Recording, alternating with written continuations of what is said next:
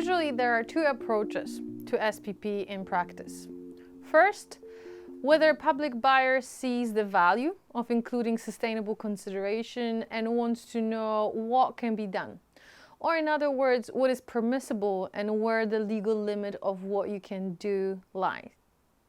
Second, the public buyer is skeptical or even not interested in including sustainability in their procurement.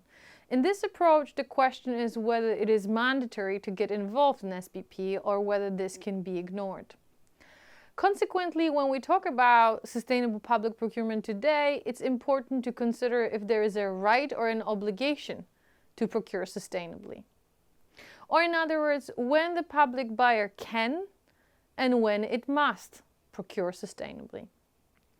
One of the ambitions of introducing the new procurement directives, including the Directive 2014-24, was to make public procurement more strategic. Specifically, the instrumentalization of procurement was perceived as a key contributor to achieving at that time the aims of Europe 2020 strategy for sustainable and inclusive growth. While it has been argued that directives facilitate sustainable consideration in public procurement more than ever before, almost all of the sustainability-related provisions remain optional for public buyers to implement or apply.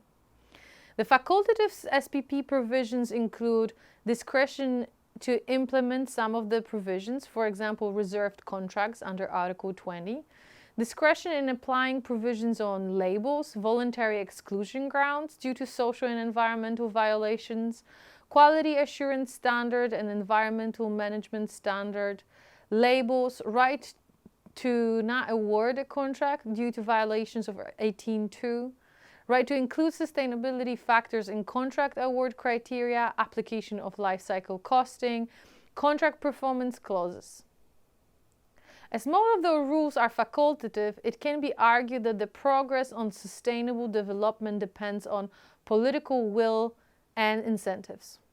The scope of the mandatory provision is limited and might follow from other sources of law than procurement directives. To start, we could consider whether EU treaty provisions create a general duty that ultimately establishes an obligation to procure sustainably.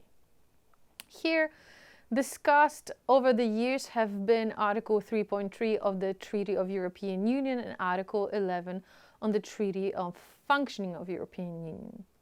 3.3 of the EU states that the Union should also ensure sustainable development of Europe, a highly competitive social market economy, and a high level of protection and improvement of the quality of environment. Other objectives of that article further stipulate sustainable development matters such as social exclusion and discrimination, social justice, gender equality, intergenerational solidarity, etc. All that should be addressed by Union. Article 11, on the other hand, states environmental protection requirements must be integrated into definition of implementation of the Union policies and activities, in particular with the view of promoting sustainable development. There are various interpretations of these provisions. Some claim that these are objectives outlined in fundamental legal instruments that EU treaties are.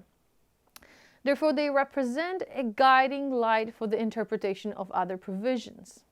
Others point out to the very general wording of these provisions, claiming that on their own they cannot establish an obligation that would apply to public buyer when designing a public tender.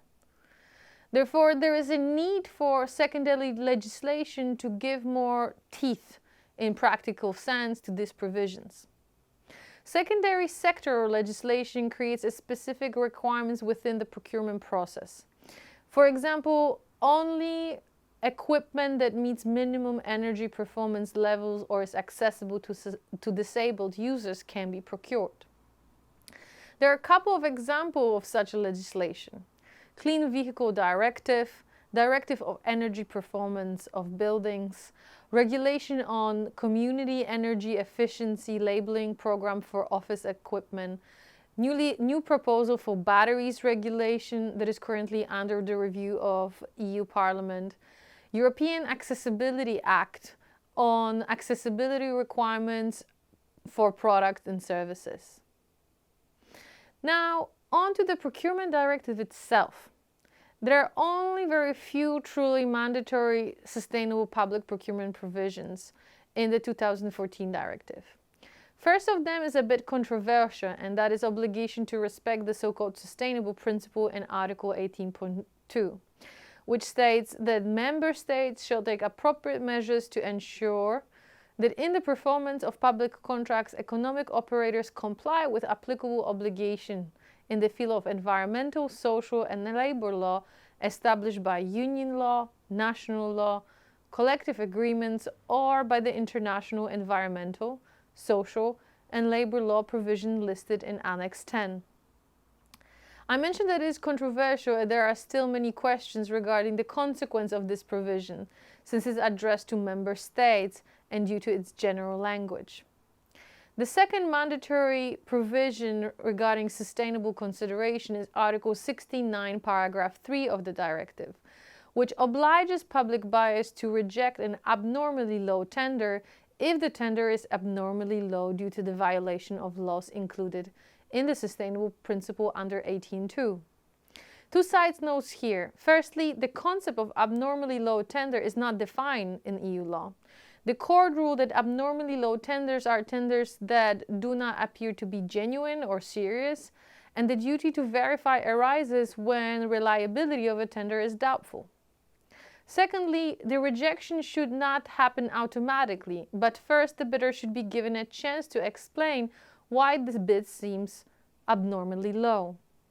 The third mandatory SPP provision relates to subcontractors that we address in other videos and relates to the obligation of them respecting Article 18.2. We should recognize that there are different dimensions of sustainable considerations. Are we including considerations that ensure legal compliance, or are we going beyond that? Legal compliance here is understood as avoidance of associating government with unlawful behavior. So in procurement, we are providing an additional contractual layer of enforcement of already existing legal obligation, following from another source of law. For example, by including compliance with rules regarding disposal of waste or maximum working hours among the contract conditions. Another example here can be the difference between the minimum and livable wage. The first one, in countries with minimum wage regulated by law, will reinforce existing obligation. The second one, the livable wage, goes beyond what the law mandates. It's the so-called nice to have. Going beyond legal compliance is connected with instrumentalization of the procurement, associating government with the highest possible standard and perceiving it as being a leader. An example here could be in contract performance conditions requiring including a certain proportion of the long-term unemployed in the contract performance. Final point, where are we today? It seems that we might be witnessing a certain shift into more mandatory sustainable provisions in public procurement. With the publication of the EU Green Deal and the new Circular Economy Action Plan, the Commission clearly stated that public authorities, understood here also as contracting authorities or as public buyers, including the EU institutions, should lead by the example and ensure that their procurement is green. The Commission will propose further legislation and guidance on green public purchasing.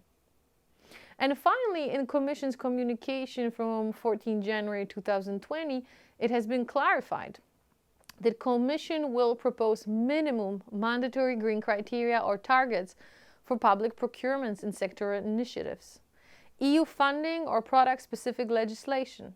Such minimum criteria will de facto set a common definition of what green purchase is, allowing collection of comparable data from public buyers and setting the basis for assessing the impact of green public procurement.